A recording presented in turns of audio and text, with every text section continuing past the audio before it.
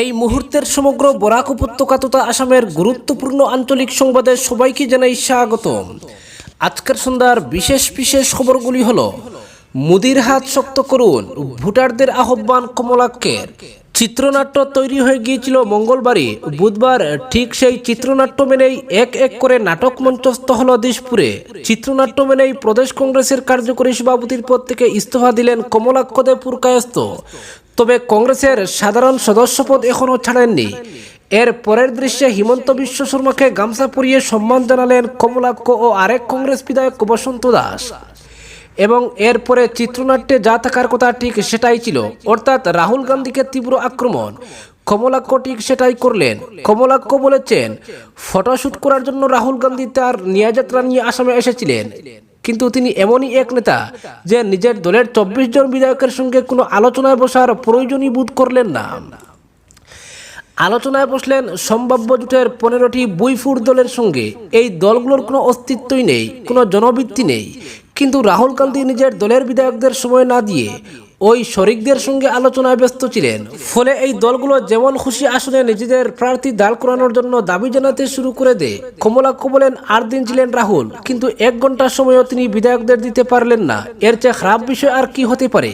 কমলাক্ষের আরও অভিযোগ, নিয়াযাত্রার শেষ দিন বাসে বসে প্রদেশ নেতাদের সঙ্গে রাহুল কথা বলেছেন, কিন্তু কি নিয়ে আলোচনা হয়েছে বা কটি দলের সঙ্গে জোট হবে এর কিছুই তাদের জানানো হয়নি।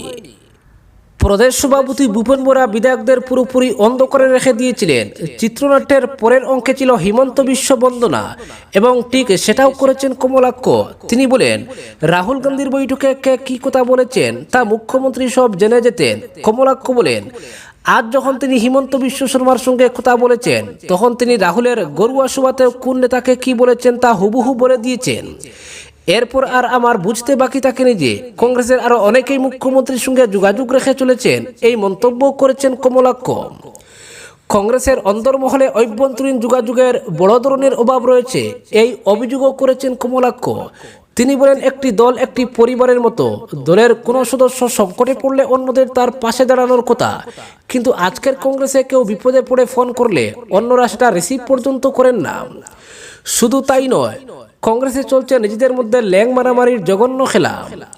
কমলাক্ষ বলেন, তিনি দলের প্রাথমিক সদস্য পদ ছাড়েননি। ফলে কংগ্রেস যদি নিজেদের এই অভ্যন্তরীণ সংকটগুলো কাটিয়ে উঠতে পারে, তাহলে আবার ঘুরে দাঁড়াবে, না হলে শেষ হয়ে যাবে। কমলাক্ষ এদিন সংবাদ মাধ্যমের সঙ্গে কথা বলতে গিয়ে জানান, তিনি এখনও কংগ্রেসেই রয়েছেন, তবে বিজেপির উন্নয়নমূলক কাজের সমর্থন করবেন।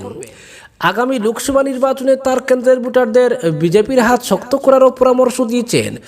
কংগ্রেস নেতৃত্ব নিয়ে এখন লেখা বা বলার মতো কিছুই নেই। আমি কংগ্রেসেই রয়েছি, দেখি দল এখন কি সিদ্ধান্ত নেয়।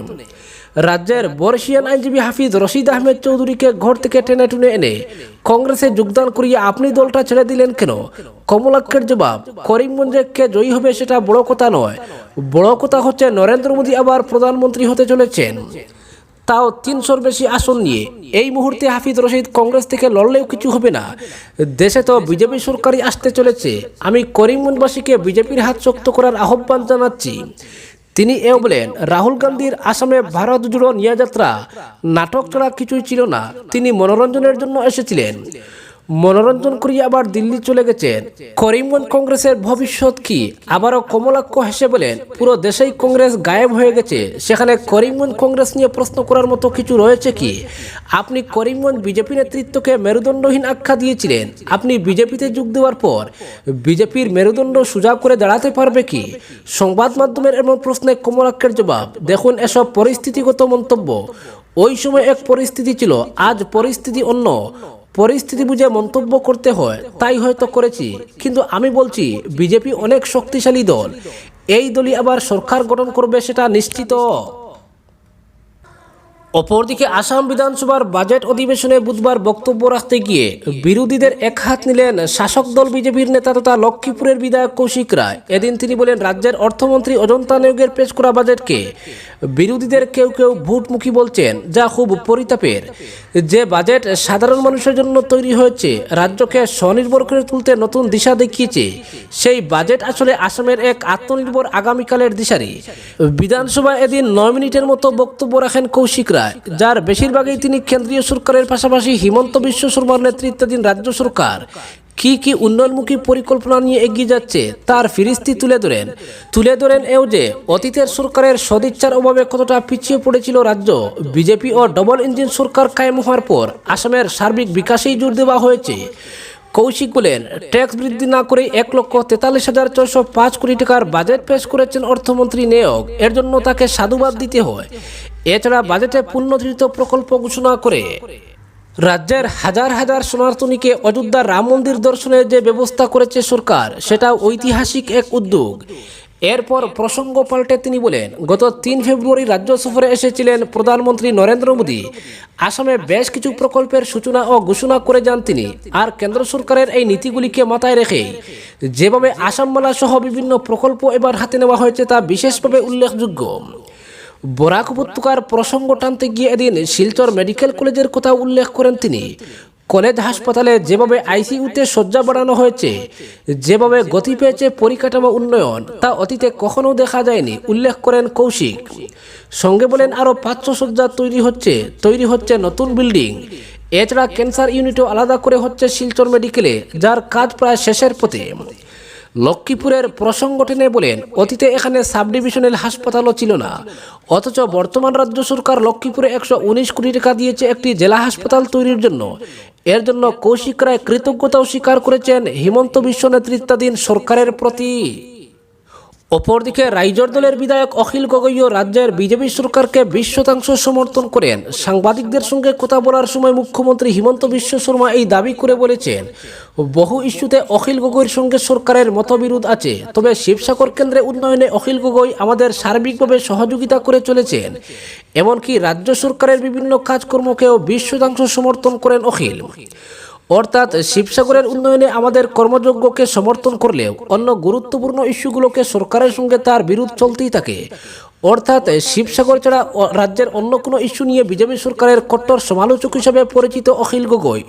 মুখ্যমন্ত্রী এদিন আরও জানিয়েছেন, আসামের সাংস্কৃতিক রাজধানী হচ্ছে শিবসাগর।